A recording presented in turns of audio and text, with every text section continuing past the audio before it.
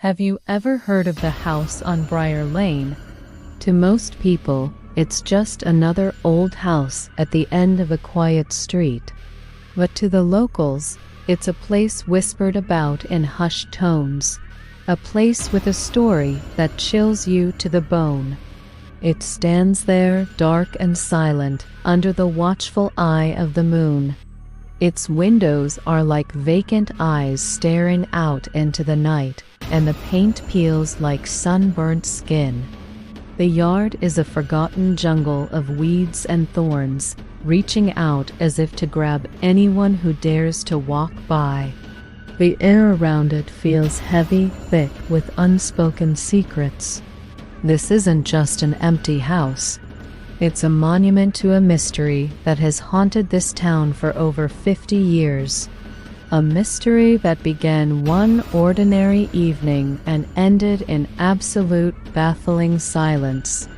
The story starts with the Harrington family. They were the picture-perfect family of the 1970s, Mr. and Mrs. Harrington and their 2 children, a boy and a girl. They were well-liked, active in the community, the kind of neighbors everyone knew and loved. They were just normal. Until the night they weren't. On an unremarkable Tuesday evening, the Harringtons vanished. Not just packed up and left, but vanished. When a concerned neighbor finally called the police after not seeing them for a couple of days, what they found inside the house was beyond strange. The dining room table was set for 4. The plates were still laden with a half-eaten dinner, pork chops and mashed potatoes, now cold and congealed. A glass of milk was overturned, its contents soaked into the tablecloth like a ghostly stain. The television in the living room was still on, humming softly to an empty room. Upstairs, beds were unmade, clothes were laid out for the next day, and a child's teddy bear lay on the floor, as if dropped in a hurry. The Harringtons, their car, their coats, their shoes all gone. There was no sign of a struggle, no ransom note, nothing to suggest a crime.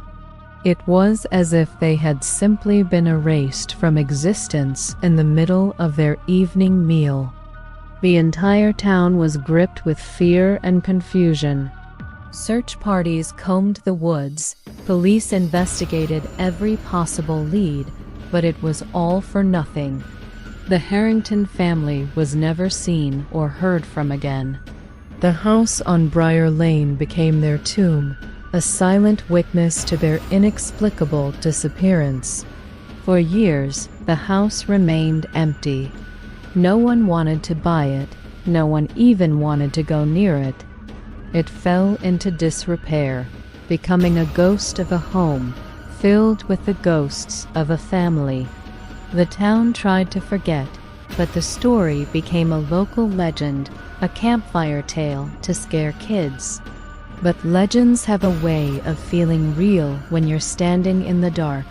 Decades passed, and the house was eventually sold for a ridiculously low price to someone from out of town, a young writer named Alex who was looking for solitude and a bargain.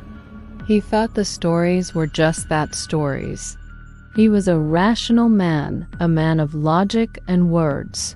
He saw an old house that needed some work, not a portal to the unknown. He moved in during the bright, hopeful light of day, ignoring the wary glances from his new neighbors. The first few weeks were uneventful. Alex cleaned out the dust and cobwebs, painted the walls, and slowly began to turn the house into a home. He even found an old black rotary phone in the basement, a relic from a bygone era. For fun, he cleaned it up and plugged it into a working phone jack in his study. He thought it was a charming, vintage touch. He was wrong. The terror began subtly. A floorboard creaking in an empty hallway. The feeling of being watched when he was alone. He dismissed it all as the quirks of an old house, his mind playing tricks on him in the quiet of the night. Then came the phone call. It happened precisely at 12:17 a.m. The old rotary phone, a device that hadn't been used in half a century, suddenly shrilled to life. Its ring was jarring, a piercing sound that sliced through the midnight silence. Alex's heart leaped into his throat. Who would be calling at this hour? And on this phone? His hand trembled as he lifted the heavy, cold receiver. "Hello?" he said, his voice hesitant. At first, there was only static, a crackling hiss like a radio between stations. He was about to hang up, thinking it was just a bad connection or a prank. But then, a voice emerged from the static. It was faint, distorted, but it was undeniably there, and it sounded familiar. The voice was panicked, breathless. It whispered, "Help me. Please, help me. They're here. They're in the house." Alex's blood ran cold. The voice, it was his own. It was his exact voice, filled with a terror he had never known. "Who is this?" Alex demanded, his own voice shaking now. "What is this joke?"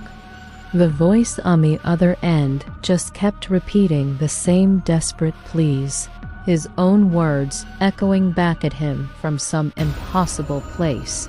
"They're coming. Don't let them take you. Get out. Get out now." A click, and then silence. The line went dead.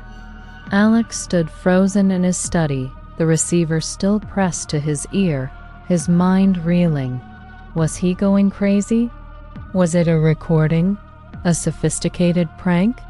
He tried to rationalize it, to find a logical explanation, but deep down, a primal fear began to take hold.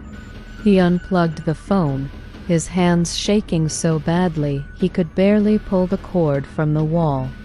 He told himself it was over, but it wasn't. The next night, he was in bed, trying to force himself to sleep when he heard it.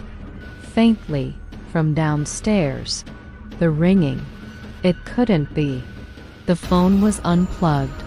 He crept down the stairs, his heart pounding against his ribs. The ringing was coming from the study.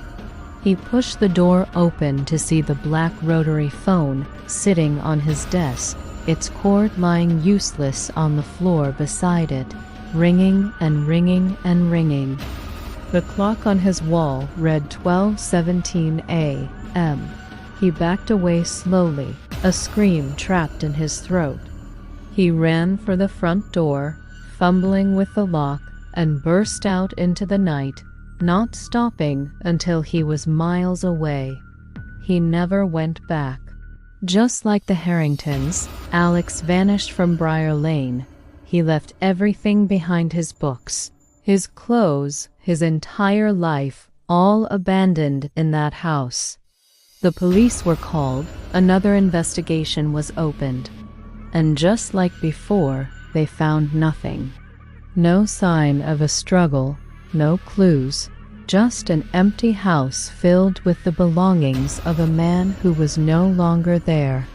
The house on Briar Lane stands empty once more, waiting. The neighbors say that if you're brave enough or foolish enough to walk past it late at night, you can sometimes see a faint light in the upstairs study.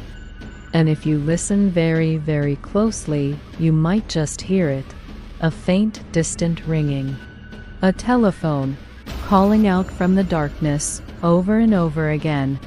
It always starts at the same time, 12:17 a.m., and it's waiting for someone to answer.